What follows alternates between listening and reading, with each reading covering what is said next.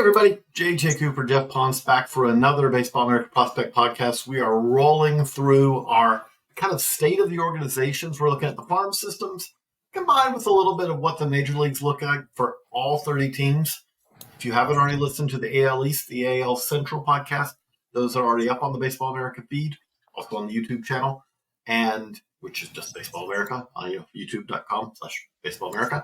So if you haven't checked those out, I would recommend checking those out first. But hey, if you're just an A's fan or an Astros fan or a Rangers fan or whatever, you're just checking out this one, we also understand that. But Geoff, good to be back together. Good to continue talking about the state of the systems as we kind of roll through all 30 teams. Yeah, absolutely. First couple of shows were definitely exciting, going through system by system. It's always fun to kind of break them down and go through our, personal opinions on some of these players and some of the things that we've noticed, observed, and obviously heard through our reporting. And this is all that we were just lamenting the fact that I think this is a lot of what we're getting to do this week, because especially as being based in North Carolina, I think the forecast here is 10 inches of rain over the next 5 days. So not going to be a whole lot of baseball going on in person anywhere here. And I think you're getting quite wet in the Cape as well as you try to catch up the last days of the Cape Cod League season. Yeah, exactly. It's not been a cooperative weather this summer for sure. I feel like I've had more rainouts and postponements and et cetera than I've had, in years, or maybe even like years combined. Well, we're just going to dive into it. So we're going through alphabetical for each division. So we will start this off with the Houston Astros. Obviously, Houston was pretty busy at the deadline. Do you say Kikuchi deal? They paid a high price, but at the same time, his first start was really excellent. He does provide them something that they clearly need, a little bit more starting pitching depth. But Geoff, as the person who does our Astros top 30, you're the one who kind of stays up with them on the most intense level all year.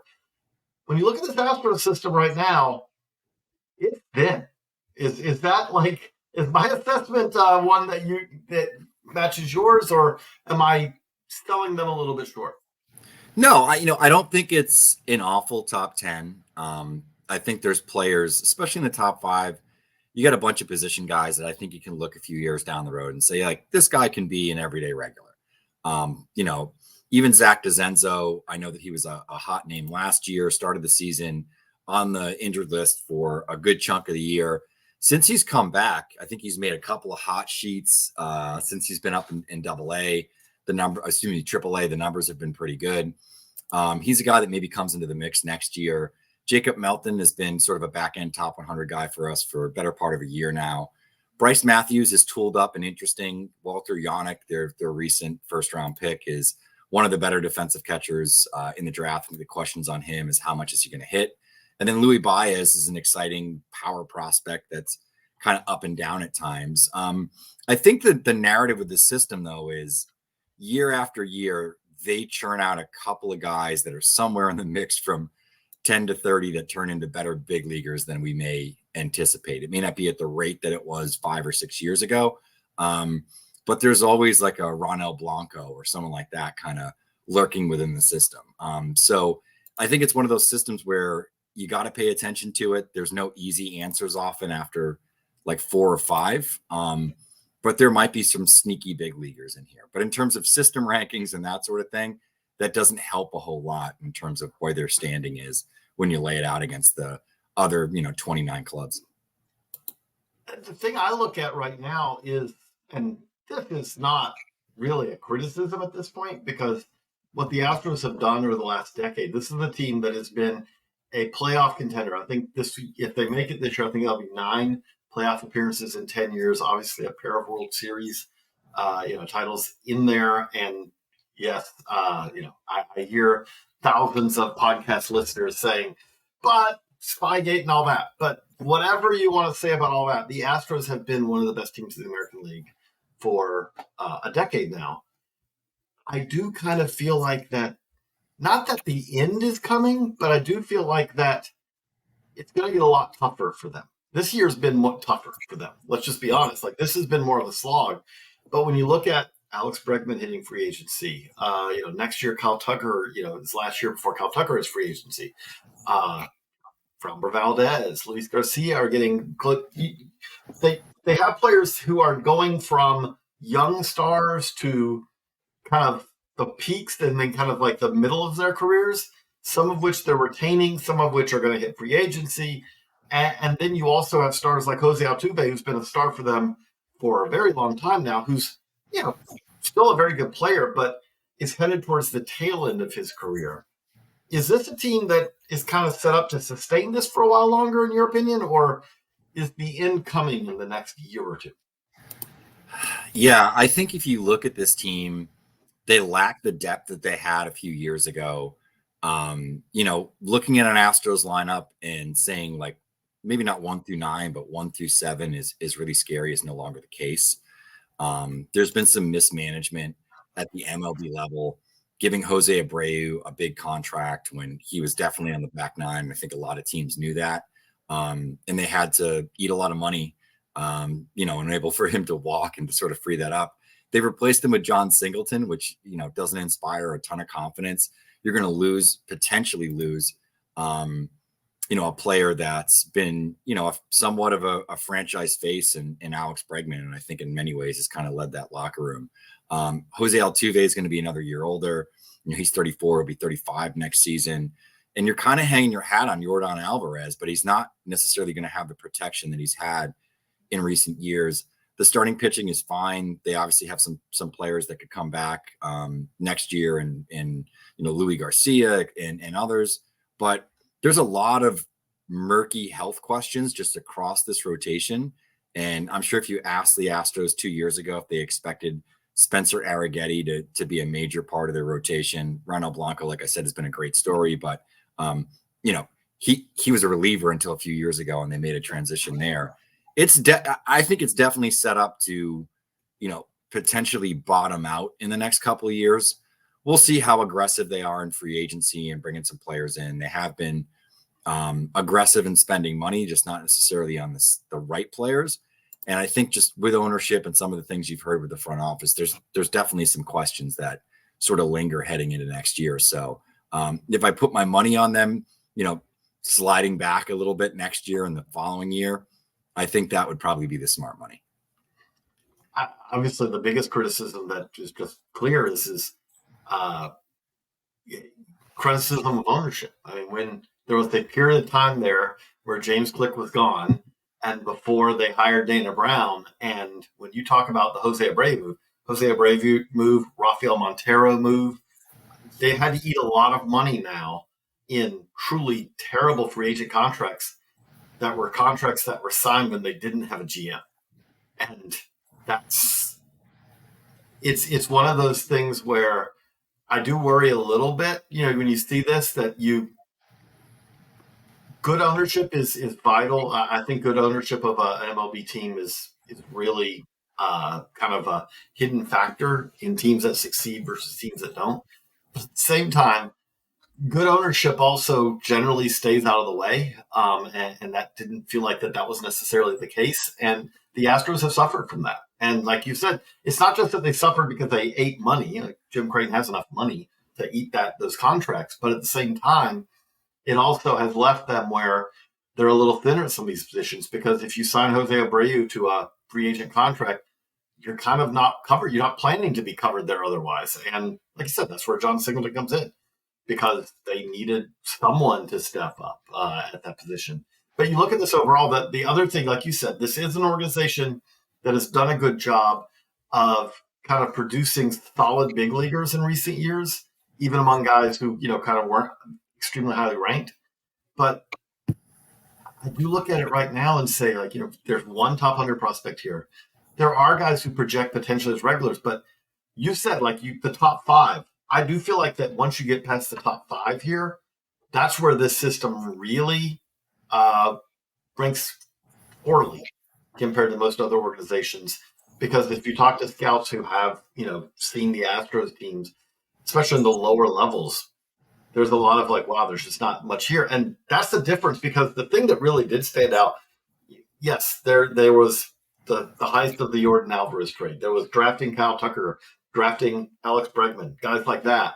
But on top of that, it was producing No one did a better job of producing pitching at low cost in the international market than the Astros did. So things like that, where you talk about the Luis Garcias, the Framber Valdez's, we could go down the list. They've done a lot of that. There aren't many of those arms right now. There are not that. I'll put it this way before we move on to the next one, because again, you do the system. I don't see those international arms where you're like, oh, where did this guy come from? There aren't those guys right now, are there? Yeah, I mean, I think there's one that kind of popped up this year that's interesting, rocketed from off the top 30 onto the top 30. That's Anderson Brito. Started the season in the DSL. He's actually a 10,000, kind of a classic Astro story. $10,000 signing in 2023 out of Venezuela. Maybe a little bit older for an international signee, but pitchers tend to skew a little bit older sometimes. His stuff took a huge jump forward this year. Was sitting, 90 miles an hour a year ago, now sitting 95 to 96 with, good movement, a lot of ride and arm side run, low 80s sweeper, an upper 80s change with really good shape on it. He's throwing a good amount of strikes. He pushed all the way from DSL to FCL to full season ball. So he's a guy that's kind of rocketing up the list. But outside of that, we've been looking for someone like Olimbra Sansa to really take a big step forward. That hasn't happened. It's really been more of the American draft picks between like rounds 3 and 7 that have sort of popped in the system over the last couple of years. Jake Block. Yeah, exactly. Those type of arms have really been the players that have been more interesting, I think. And, that kind of shows that maybe there's less of investment there. It's also the international market, and sometimes these classes don't necessarily hit. But I'd say Brito is one that you can kind of call out and say, all right, there's a kind of a classic low bonus Astros development story here that's, rocketed up the list. So it's not altogether empty, but I think when you see the backfields, I wasn't there this year, but was the previous 2 years, the cupboard was a little bit bare. There weren't any arms where you're really like blown away in terms of like, this guy's going to come stateside and really perform. We haven't really seen that. Okay. So now I'm going to put the tough question to you. We're starting out alphabetically here with the two, I would say, thinnest organizations, farm system wise, among these 5. Angels versus Astros. Who are you taking? Yeah,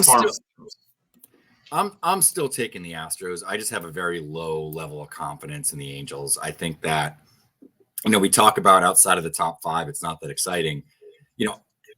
I guess with like Ben Joyce at 8, that's interesting. He'll probably graduate, I imagine, at some point, maybe later this season.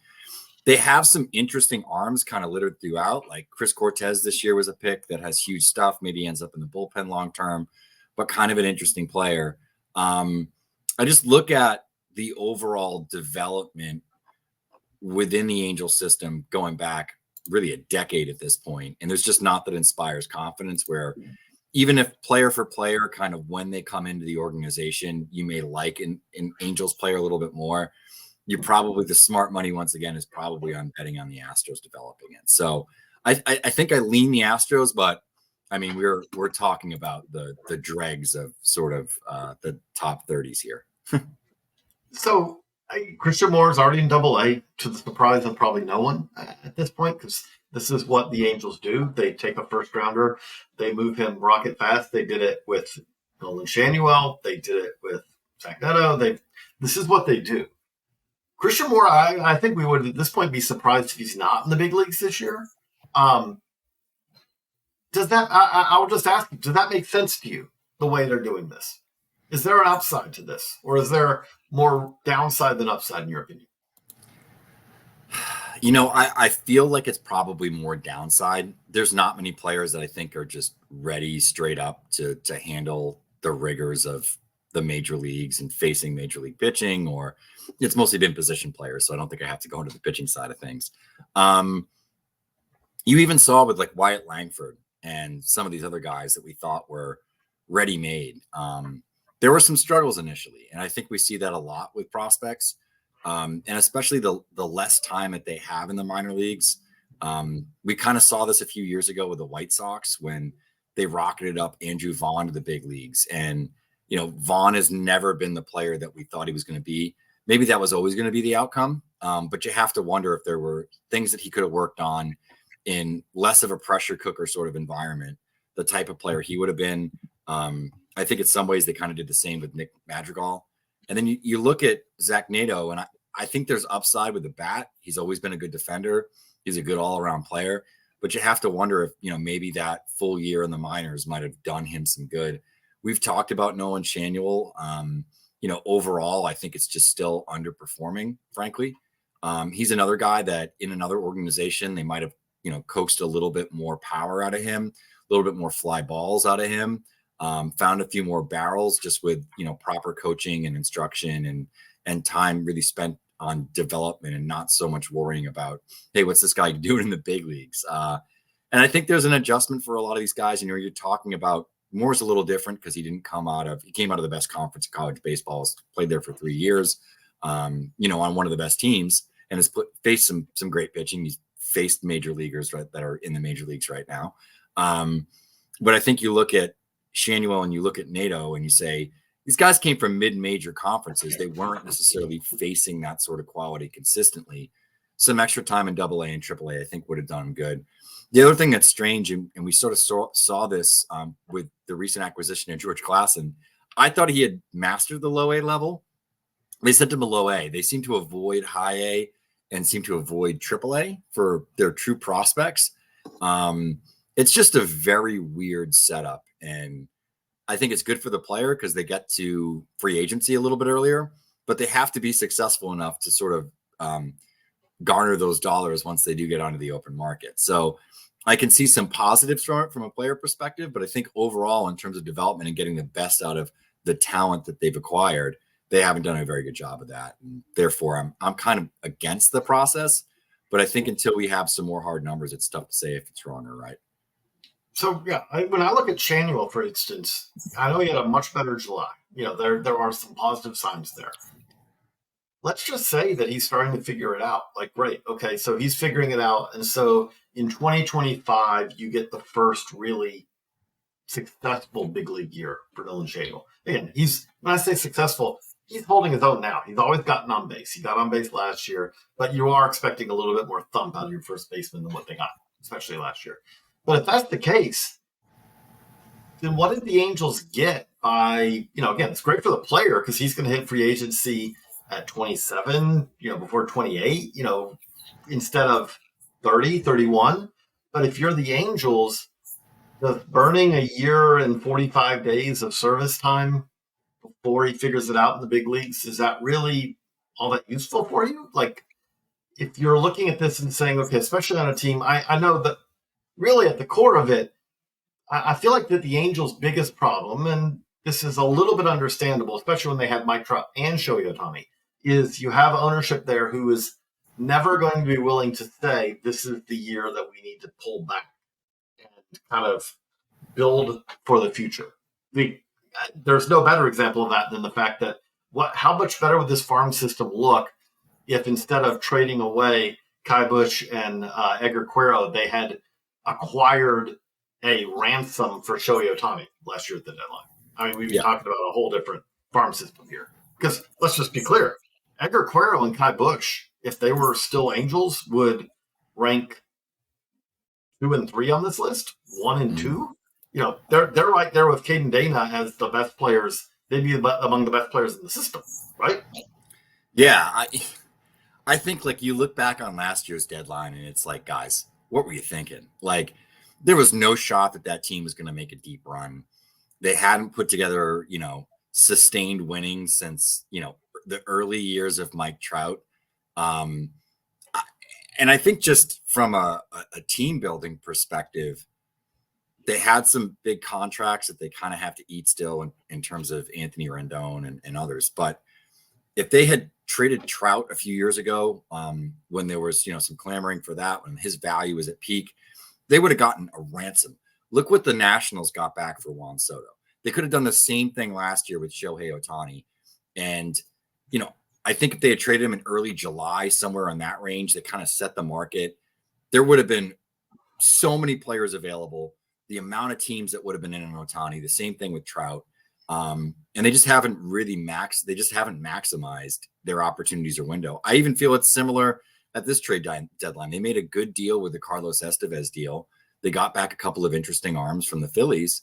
But just why not trade Taylor Ward? Why not trade Louis Rengifo? Why not trade Tyler Anderson, especially when it was such a seller's market? They may not get a top 100 prospect, but this is an organization that needs to build depth. And I think that we've seen the teams that have been able to get over the hump, they've built that internal depth and they've been able to find success like that. The Rangers went out and they spent a ton of money in free agency. At the same time, they had organizational depth built over a couple of years and were able to then go out and supplement that roster with sort of secondary pieces, trading away Tekoa Roby, trading away a Thomas Ajacey, et cetera. And I think we've seen with the Orioles and, a lot of these teams, the Astros in their heyday, the Cubs when they were winning, building up that organizational depth and getting those top end guys and developing them really is the way to win in baseball. The Angels have been the epitome of stars and scrubs. And part of the problem for the Angels is their stars get hurt sometimes, especially Mike Trout now, unfortunately. But on top of that, their scrubs are worse than anyone else's scrubs. Their scrubs are the scrubs who don't have anywhere else to go. I mean, they are the last refuge for players who Miguel Sano was not playing for anyone else in the big leagues this year. I think that's just straight away. We know Cole Tucker famously was basically becoming a coach. And then they're like, hey, do you want to play for us? Nico Goodrum. There's a number of players who you're like, Keston Hiura is still around, playing for the Angels before being DFA.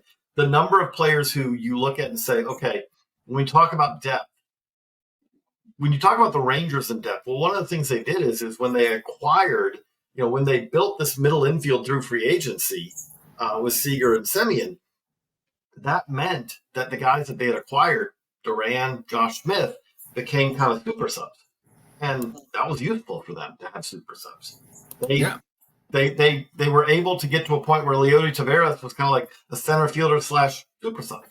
And that's where we're talking about depth. The Angels just keep having to throw out guys who really are, they're replacement level players or below that in some cases. And that's really hard to win with because the injuries keep popping up. I look at this. I mean, the scary thing for this Angels team right now is when I look at it is Neto, Shanuel, like I saw they said Ron Washington, again, you have to say positive things about your own team. I get it. It's like, we know that we'll have Shanuel, we know we'll have Neto, we know we'll have Mickey Moniak. I mean, I will give you the first two on that, and I'm still a little bit sketchy on the first baseman who doesn't really hit for power among that group. Sure. But I'm not trying to pick on Mickey Moniak, but if you're saying that you're building around Mickey Moniak, you're in trouble right now. Yeah. That's no other way to put it. But yeah, I mean, I think you look at this roster and it's like, wow, I forgot that Willie Calhoun was their cleanup hitter. I like Willie Calhoun, I think I saw playing Double-A as, a 28-year-old last year. Carson Fulmer's actually been a nice surprise for them, but he's in their starting rotation. There's some of these questions and just some of these names that you pull back up and it's shaky. And then they didn't make moves with players like Hunter Strickland and some of these other guys where they kind of found a little bit of a pot of gold and probably could have moved him for something. That's the strangest thing about this team is like they're willing to give their first round picks opportunity in the big leagues immediately. But then some of their depth guys that maybe have performed in AAA, they don't give opportunities because they don't trade away some of the older vets that they have that maybe even have just some trade value, just a little bit. I mean, you don't have to always be, getting a top 200 prospect. Sometimes you make a trade like the Blue Jays did where they traded away, I think, Yimi Garcia and got back like RJ Schreck. And like, he's an interesting player, like just getting guys like that into the organization, building some depth, being more competitive at the minor league level, I think does have some value. And it's just wrought with mismanagement. And you can even go back to some of the other things that have happened off the field. And just, even the ownership part of it, right? Like Artie Moreno was selling the team and then backed out of selling the team. Like, it's really hard to be an Angels fan. I would argue that it's really hard. I would say it's really hard to also work for the Angels also, because again, it all, when it comes back to ownership at the end of the day, and I don't know another way to segue into the A's when we talk about ownership and the trouble of when you have, when your ownership is part of the problem more than the Oakland A's. And I'm sure A's fans out there going, yeah. So speaking of owners who kind of have, I think that there are some green shoots. There are some positive notes about this Angels farm system. It all just kind of gets washed away by where are they going to play? Are they going to bake on 100-degree days on the turf in Sacramento next year? Is the ballpark going to get built in Vegas? All those things that obviously surround this team. But that being said, I do feel like when you look at the talent in this system, it's ticked back up a little bit. How do you see it, Geoff? Yeah, and I even think you can look at the major league roster, and there's some pretty good development stories for them. Lawrence Butler, if not for Bobby Witt Jr., was just about the hottest player on the face of the earth in July. JJ Bleday is going to be a multiple WAR player this year, and I think he was kind of written off. Brent Rooker has turned into, it took a little bit longer, but in All-Star, one of the better power hitters in baseball. A guy that still has multiple years of control left, though he is 29. And, they've had down years from guys like Zach Geloff, but I don't think Zach Geloff's career is sort of totally written off. JP Sears has been pretty good. Mitch Spence, who was a Rule 5 pick of theirs last year from the Yankees, has been a pretty good player for them. And they were able to trade away Lucas Erceg, who I think another good acquisition, a player that developed under their watch a little bit. They do have, Jacob Wilson, who, when healthy, I think is one of the best young prospects in baseball. And especially from a real life standpoint, I think he contribute a lot to both sides of the ball. And the system isn't altogether awful. So I think there's, I think there's more to like here than people may necessarily want to give them credit for. And they have been willing to make some of those deals to supplement the system. Maybe they didn't make the big deal with Mason Miller getting traded or, Brent Rooker. But they couldn't trade Mason Miller because he was hurt, unfortunately. Yes. Though there were some people that totally didn't believe that story. Very bizarre. But yes, that was an interesting one. I wonder if they move him this offseason or if they continue to build. Because the top of the system, I think, has some really nice, exciting players. This is not a bad top 10 at all. And even littered throughout, 11 to 30, there's a lot of players where in a couple of years, if things go well, the talent is there. Steven Echeverria has interesting stuff. Gage Jump has interesting stuff. Brett Harris, maybe is more of like a fringy regular, but has shown, something with the bat at times. Will Simpson's kind of the same. Cade Morris is an interesting arm. I mean, there's a lot more players in the system than I think people realize. Ryan Lasko, they can't really hit, but is a standout defender in the outfield. And then the top of the system, they have some pretty interesting athletes. I kind of like this top 10, frankly. I would say that there's a lot of risk to it in some ways. There's like a mix, right? So Nick Kurtz, there's not a whole lot of risk, but it's like it's going to be okay. Is he going to be okay or is he going to start? We talked about Andrew Vaughn earlier. Like you want him to kind of, you're hoping that he breaks the curse of top of the draft college first baseman, which has been just brutal in recent years. I think it's fair to say.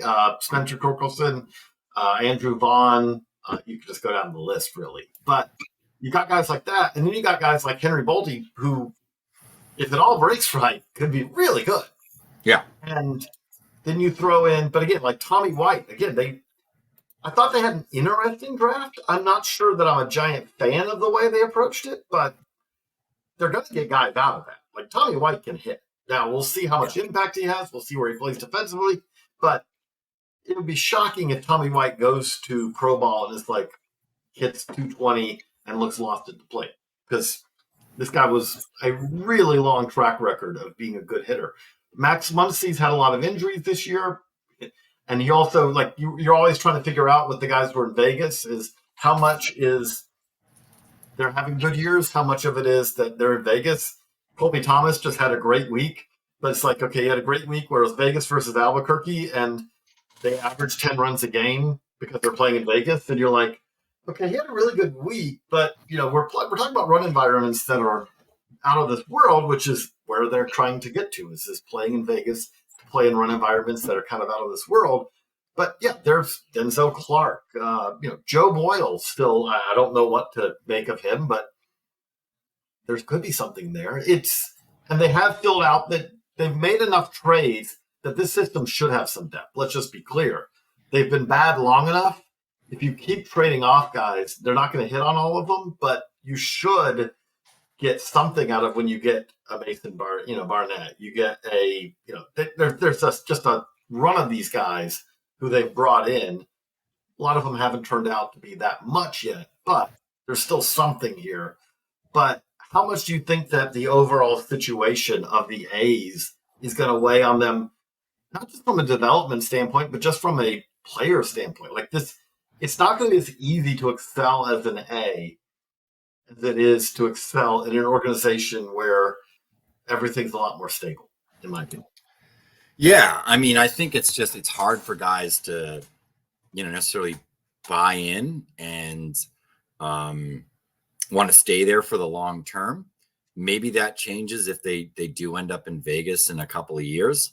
Maybe there's more money poured into the organization, but that's a tale that's been around since Moneyball in terms of, guys having to pay for, drinks in the locker room type of thing. So, and they've had some success. I mean, we're not that far removed from the Matt Olson, Matt Chapman teams that, made playoff runs and were above average major league clubs and teams that were very watchable.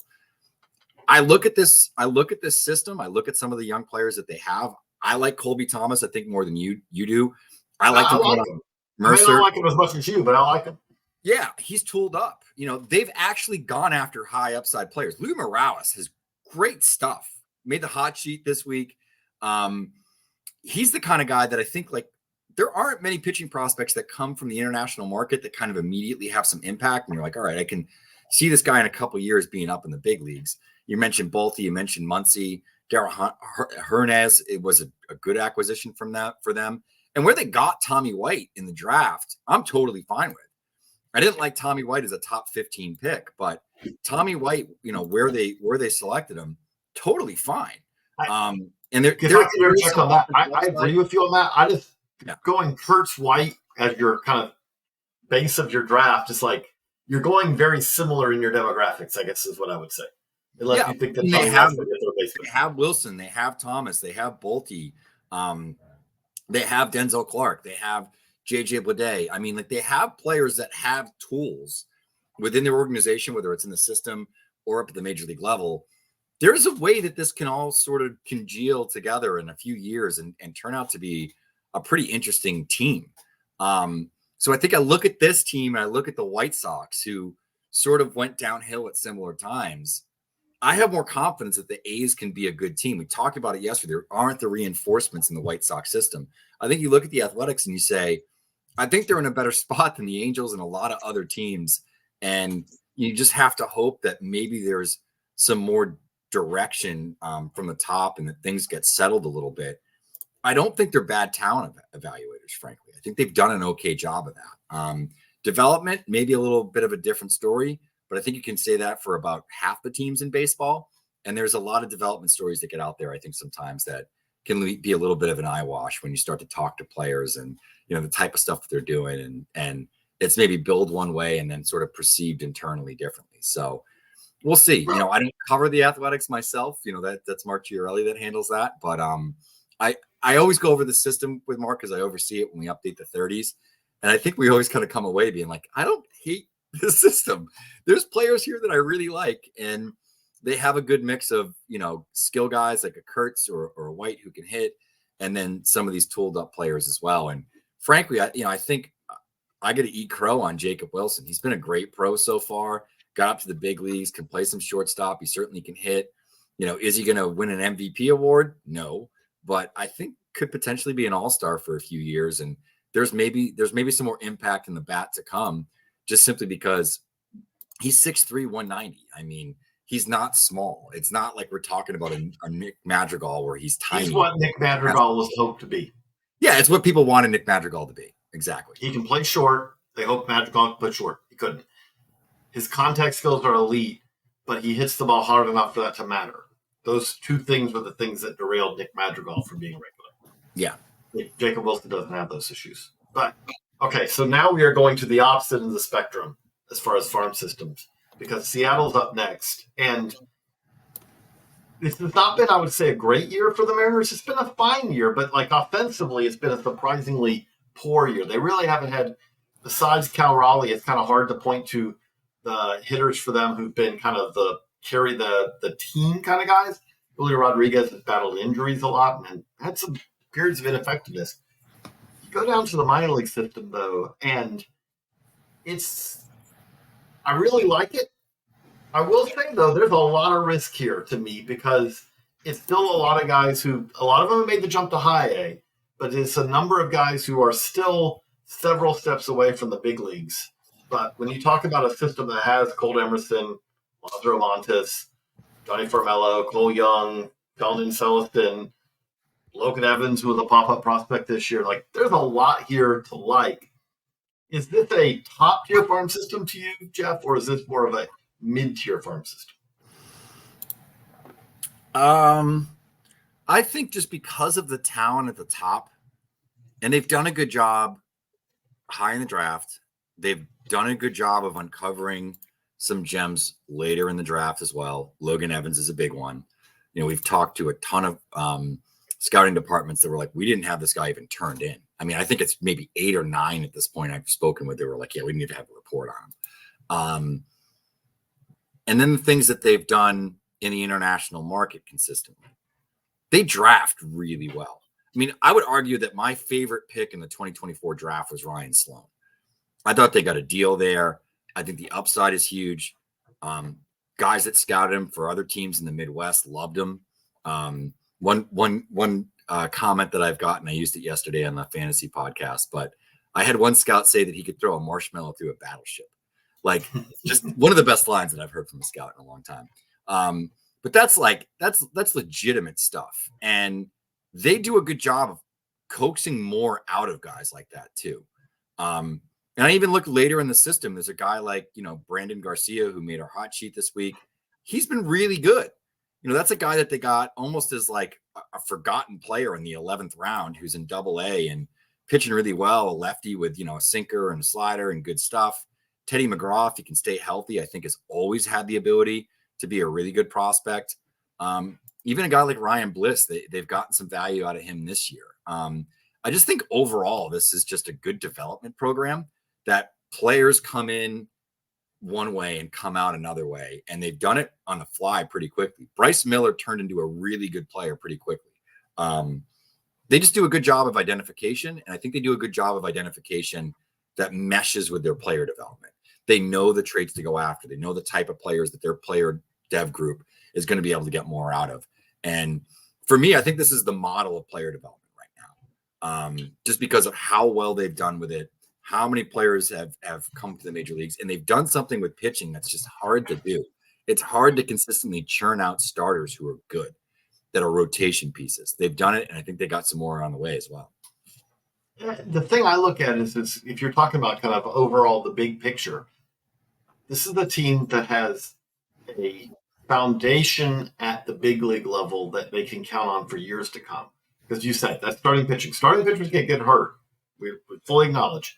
But when you have Kirby, Gilbert, Wu, Miller as kind of a foundation of like, okay, Castillo, I don't want to leave out Castillo. Like that's a great start where you're like, okay, even if one guy's down at any time, we have more frontline guys than almost anyone. Okay, you start there. Then you say, okay, well, what about beyond that? Well, you have Cal Raleigh, you have Julio Rodriguez, you have J.P. Crawford, you have up the middle guys who you say, again, we can just count on not just this year, but for years to come.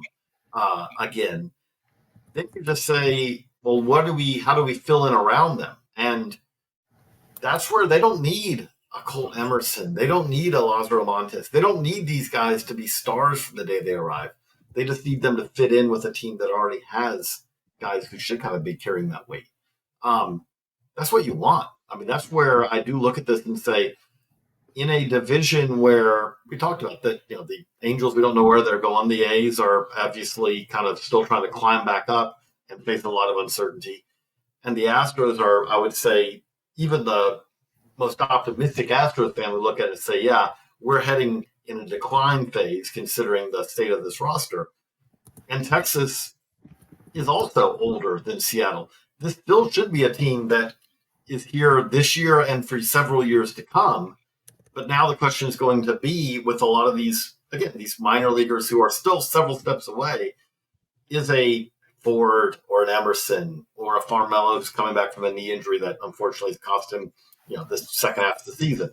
They trade away guys. I mean, they trade away interesting guys like an Aiden Smith, the Brody Hopkins, guys like that.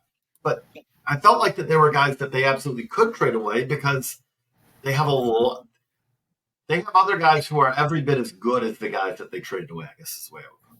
Yeah. And they're currently in first place, almost kind of quietly.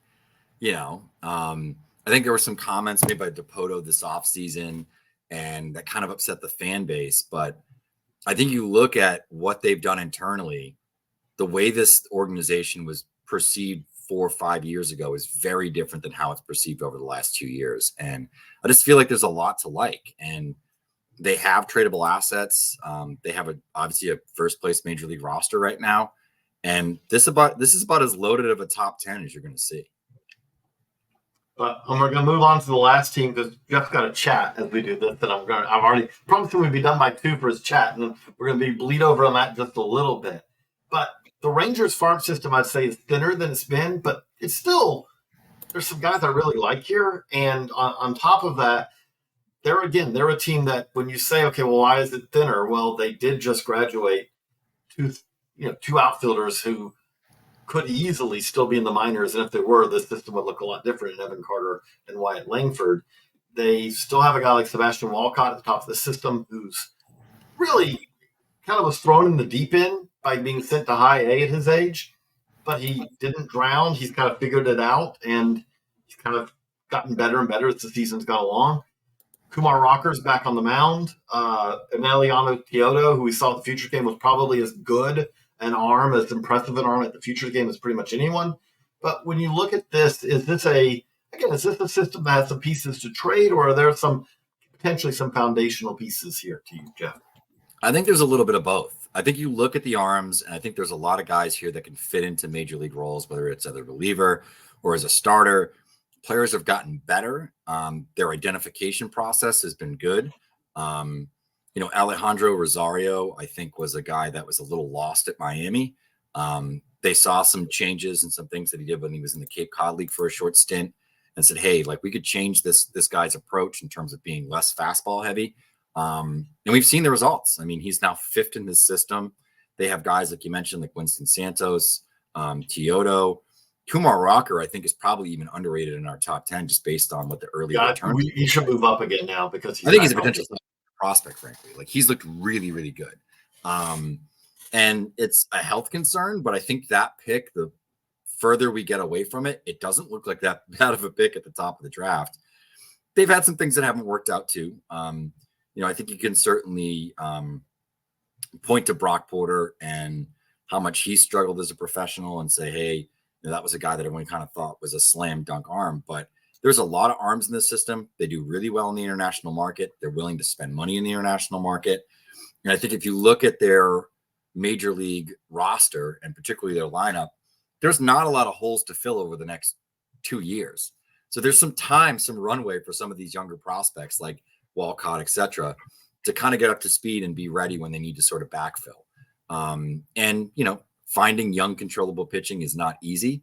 They've leaned into that. I think if you look at Winston, you look at Teodo over the last year, those are 2 arms that frankly have gotten better. And it's been direct changes that were pushed by the organization in terms of, how the fastballs were gripped, et cetera. They've added ride onto Winston Santos's fastball. They've gone to more of a sinker with Teodo, and the results have followed. So it's hard to argue with that. I don't think they're on the Mariners plane of development or the Rays or the Dodgers, but I think it's gotten better. They've invested in analytics, and they've done a good job of really being competitive and in the conversation of like sort of the top 10 in each sort of segment that we look at when we look at organizations, whether it's major league competitiveness, the depth of your farm system, and then development side of things, analytical side of things. They're kind of in the mix with all of it. And, the first championship came for a reason. And I think it's because there's been a commitment to sort of, I wouldn't say excellence seems a little extreme, but there's been a commitment to doing things the right way. You mentioned Porter, and with Porter, it's kind of hard to know where to rank him because he really did look promising last year, and then this year is a truly lost season where he completely lost the strike zone, field for throwing strikes. You hope he gets it back, but there are no. I would say that so far there aren't really any positive signs on that yet. That kind of leads me to ask about the other prominent pitching prospect who it's kind of now slid back under the radar, I would think, a little bit. But is there still hope in your mind for Jack Leiter, or he came up for a stretch, 3 starts, I think it was, at the big league level, got shelled, went back to the minors. And I would say it's been more consistent this year. But it also, when we say more consistent, there still are those moments where it just seems like with him, to me, that when Leiter loses the feel for the zone, things get ugly quickly for him. There's kind of a less margin for error with him than maybe I feel like with a lot of starting pitchers. But when he's on, there's still stuff there that's really kind of interesting and impressive in my mind. Yeah, I think it's ticking more toward the reliever side of things when we look at Leiter, and we sort of look at, all right, like he's never really been able to sustain his stuff and his strike throwing consistently for 2 months as a starter, really ever as a professional. I do think over an inning, maybe 5 to 6 outs, this guy has the ability to let it fly a little bit and the stuff eat. And he has gotten to a point where I think like that's an actual legitimate consideration, maybe later this year or going into next year. We'll see. I think things look better than they looked a year ago. That's for sure. Better than they looked 2 years ago. So he's headed in the right direction. But as you said, finding consistency for him has been such a struggle. But I think, maybe if you put a little less responsibility on him, only asking him to go out and get you 3-4 outs, I think he can really succeed in that role. And, that's something that certainly still has value. It just may not be what you wanted it to be, when you went second overall in the draft. No, that would be a disappointment considering where he went, considering what he did in college. But at the same time, it's still something. It's not nothing, but at the same time, you obviously want more than that. I do feel like that there is some depth here. At the same time, this is not the system it was a couple years ago because again, they've graduated guys. But it does feel like a team that, especially if they're willing to keep spinning, this is a team to me that at the big league level, they're going to have to filter in an arm or two. And I think that you mentioned a couple of these guys who could be those arms, but they're also going to have to be willing to sustain a pretty high spending level, partly because they've already spent on the Corey Seagers, the Marcus Semiems. But on top of that, I don't feel like that this farm system is ready to say, okay, we can plug whatever holes you have. And if we don't have a player ready to do that, there's enough ammo here to trade for whatever we need. I think it's more of like they need to be a mixture of free agency and development to fill holes because they are having some holes created, partly because I get it, but they went expensive, on the pitching side. They went older veterans on the pitching side, which really paid off for them in 2023. But there are some holes that are kind of being created over the next couple of years because of that. Yeah, I think, that's kind of the nature of the beast. But you sort of look at what they have. They still have some young players. They haven't gotten, they more or less have a lost year for Evan Carter this year. The struggles early with Wyatt Langford. They've obviously had to deal with those injuries. They have some pitchers coming back. I think Tyler Mahle actually makes his first start for the organization today as we're recording this. Jacob deGrom should be back next year. We'll see how healthy he is. So there's still a lot of depth here. And the team overall has been willing to go out and make aggressive moves. So even if, Marcus Semien is getting a little bit older, you're not all that worried about that. Corey Seager's still 30, 31, 30 this year, 31 next year.